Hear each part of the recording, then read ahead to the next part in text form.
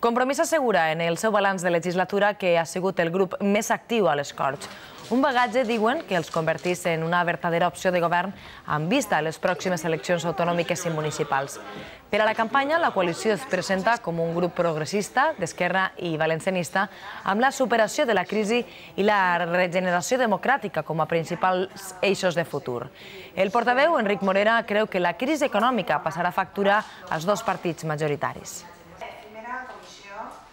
La crisi econòmica passa factura al Partit Socialista i jo crec que així també li passa factura la falta de lideratge i li passa factura la posició submissa, subordinada i aplaudidora de les posicions del govern central en matèria de finançació i d'inversions.